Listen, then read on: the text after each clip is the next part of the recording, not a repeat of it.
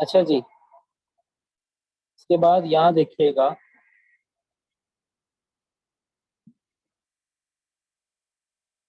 ये पांचों पॉइंट जो थे इस पे मैं आप लोगों से बड़े तफसीली अंदाज में अभी डिस्कशन की, और मैंने कोशिश की कि जो भी पॉइंट्स वहाँ लिखे हैं वो आप लोगों को बेहतर अंदाज में आप लोगों तक कन्वे हो जाए।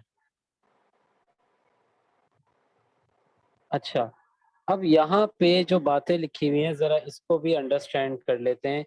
ये लिखा हुआ क्या है? रदरफोर्ड का, सॉरी, बोहर का ये कहना था कि न्यूक्लियस से एक सर्टेन डिस्टेंस के ऊपर, हाँ जी, सारे पॉइंट बता रहे।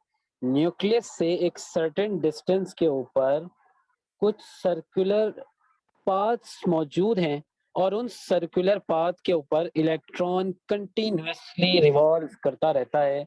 इन सर्कुलर पाथ्स को ऑर्बिट्स, शेल्स या एनर्जी लेवल्स का नाम दिया जा रहा होता है।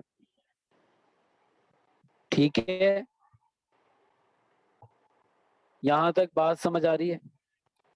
अब ये देखें, न्यूक्लियस से एक सर्टेन डिस्टेंस पे ये पहला सर्कुलर पाथ, ये दूसरा सर्कुलर पाथ, ये तीसरा सर्कुलर पाथ, ये चौथा सर्कुलर पाथ, और इसको पहला शेल, दूसरा, तीसरा और चौथा शेल, इसका नाम दिया जा रहा होता है। पहले शेल को के शेल, दूसरे को एल, तीसरे को एम, चौथे को एन शेल का नाम दिया जा रहा होता है। ठीक हो गया? किसी भी शेल में मैक्सिमम नंबर ऑफ इलेक्ट्रॉन कितने अकोमोडेट कर सकते हैं, इसका फॉर्मूला क्या होता है? शाबाश। किसी भी शेल में मैक्सिमम नंबर ऑफ इलेक्ट्रॉन कितने एकोमोडेट कर सकते हैं, इसका फॉर्मूला क्या होता है?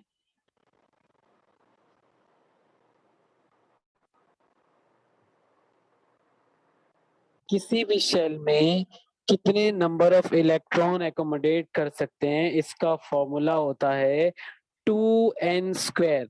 n की जगह 1 रखेंगे, आंसर आएगा 2। n की जगह 2 रखेंगे, आंसर आएगा 8। n की जगह 3 रखेंगे, आंसर आएगा 18। n की जगह 4 रखेंगे, आंसर आएगा 32। यानी पहले शेल में 2, दूसरे में 8, तीसरे में हमारे पास 18, और चौथे में 32 electron, 32 electrons can accommodate. Number of electrons that can be accommodated in any shells can be calculated by a formula that is 2n². If the value of n is 1, then the number of electrons that can be accommodated in the shell is 2. इसी तरीके से आप n की value 2, 3 या 4 रख सकते हैं। मेरी बात समझ आई सबको? पहला पॉइंट तो हमारे पास ये था। दूसरा पॉइंट जरा सुनिएगा, जब तक इलेक्ट्रॉन एक ही ऑर्बिट में रहेगा, ना ही वो एनर्जी एब्जॉर्ब करेगा, ना ही वो एनर्जी इमिट करेगा। ठीक है, और इस स्टेट को स्टेशनरी स्टेट का नाम दिया जा रहा होता है। जब इलेक्ट्रॉन एनर्जी एब्जॉर्ब करेगा तो वो ग्राउंड स्टेट से एक्साइटेड स्टेट में चले जाएगा, और जब वो इलेक्ट्रॉन एनर्जी रिलीज करेगा तो वो एक्साइटेड स्टेट से ग्राउंड स्टेट में वापस आ जाएगा। दूसरा और तीसरा पॉइंट पढ़ लें जरा, शाबाश, जल्दी से।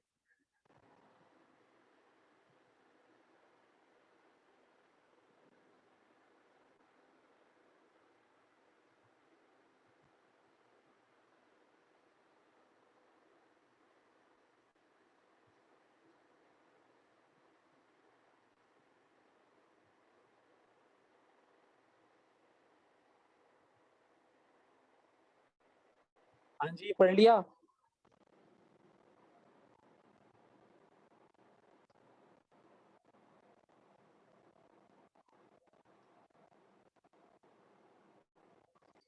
समझ आई समझ में?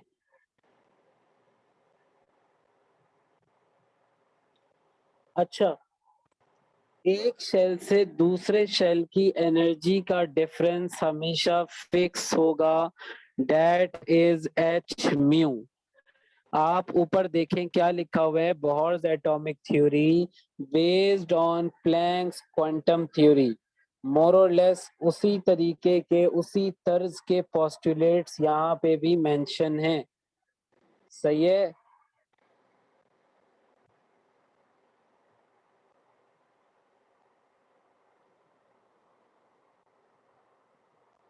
अच्छा, अब अगली बात,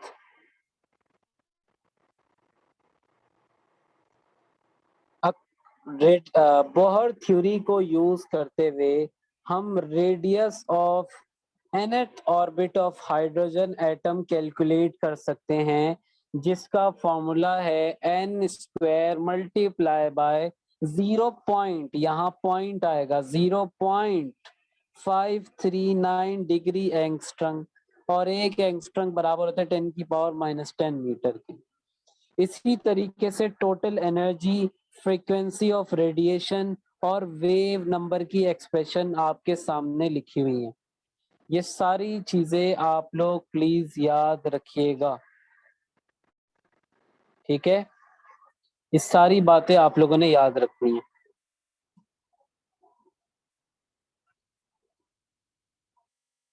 यहाँ तक किसी को कोई परेशानी है तो बताओ।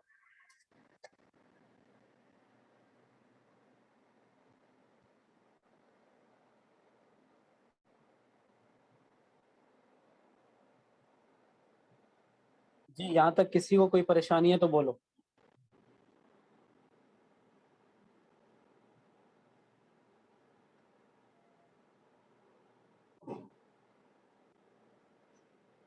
अब इंशाल्लाह कल मैं क्लास कंडक्ट करूंगा, और कल वाली क्लास में चैप्टर नंबर 3 कंप्लीट करवा दूंगा, ठीक है। बाकी इसमें कोई भी इशू हो तो आप लोग मुझसे पूछ सकते हैं, ठीक है जी। अपना ख्याल रखिएगा। अल्लाह हाफिज।